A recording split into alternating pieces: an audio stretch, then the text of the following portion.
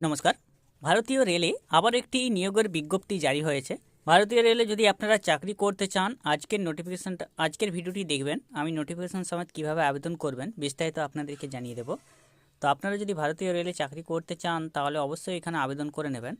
তো ভিডিওটি অবশ্যই পুরোপুরি দেখবেন। আর সরকারি চ্যানেলকে সাবস্ক্রাইব না করে থাকলে চ্যানেলকে সাবস্ক্রাইব করে পাশে রাখা বেল নোটিফিকেশনটি অলে প্রেস করে দেবেন।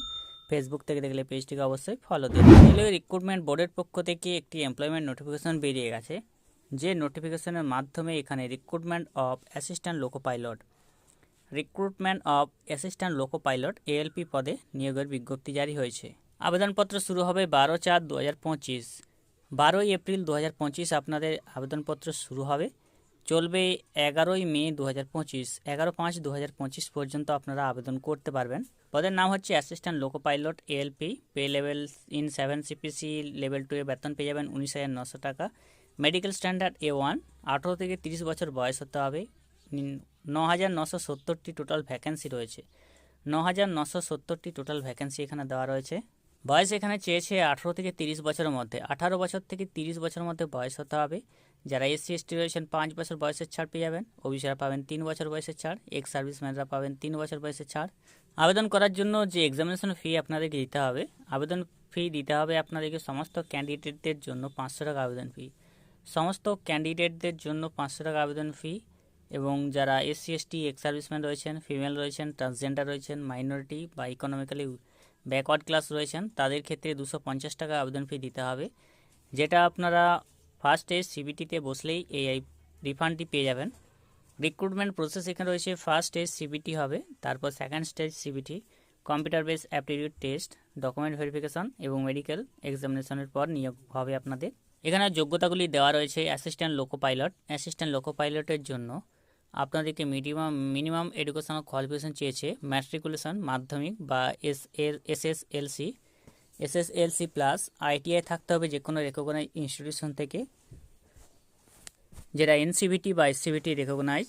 যেখানে ট্রেড রয়েছে fitter, electrician, instrument mechanic, millwright maintenance mechanic radio and TV, electronics mechanic motor vehicle, wireman, tractor mechanic, armature এবং coil winder mechanic, diesel, heat engine turner machinist, refrigeration এবং এয়ার কন্ডিশনিং মেকানিক, অথবা মাধ্যমিক pass থাকতে হবে। SSLC plus course complete থাকতে হবে। Apprenticeship যে ট্রেডগুলো আছে সেই ট্রেডে, অথবা যদি আপনার মাধ্যমিক থাকে সাথে SSLC প্লাস 3 বছরের ডিপ্লোমা থাকে মেকানিক্যাল বা ইলেকট্রিক্যাল বা ইলেকট্রনিক্স বা অটোমোবাইল ইঞ্জিনিয়ারিং, অথবা কম্বিনেশন থাকতে হবে various stream engineering discipline recognise institution থেকে। প্রতিটি জোন রয়েছে, জোন অনুযায়ী ভ্যাকেন্সিগুলো দেওয়া রয়েছে। এখানে আমাদের কলকাতায় রয়েছে আপনাদের 27, ACR-এ রয়েছে 27 এবং ইস্টার্ন রেলওয়েতে রয়েছে 46টি। অ্যাসিস্ট্যান্ট লোকো পাইলট পদে যে আবেদনপত্র বেরিয়ে গেছে, শুরু হচ্ছে আবেদন আপনাদের 12 এপ্রিল থেকে শুরু হবে, চলবে 11ই মে পর্যন্ত। আবেদন করার জন্য rrbapply.gov.in অফিসিয়াল ওয়েবসাইটে আসতে হবে। লিঙ্কটি ডেসক্রিপশন বক্সে দেওয়া থাকবে, সেখান থেকে ক্লিক করে আপনারা এখানে প্রবেশ করবেন।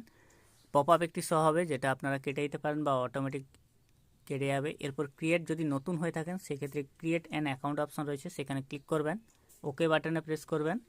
এরপর আপনার ন্যাশনালিটি, আপনার personal details, date of birth, আপনার gender, father's name, mother's name, contact details, email ID, email OTP, mobile ওটিপির মাধ্যমে ভেরিফিকেশন করে ডিজিলকার বা আধারের মাধ্যমে আপনি ভেরিফিকেশন করতে পারেন।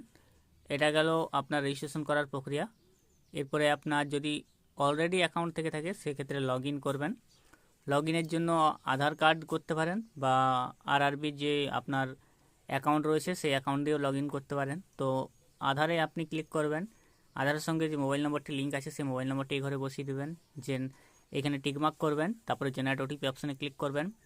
আপনার ফোনে ওটিপি যাবে, ওটিপিটা এখানে বসাইয়ে আপনি I am not a robot অপশানে ক্লিক করে লগ ইন অপশানে ক্লিক করে তারপর যাবতীয় ফর্মগুলি আপনি ফিল আপ করে দেবেন।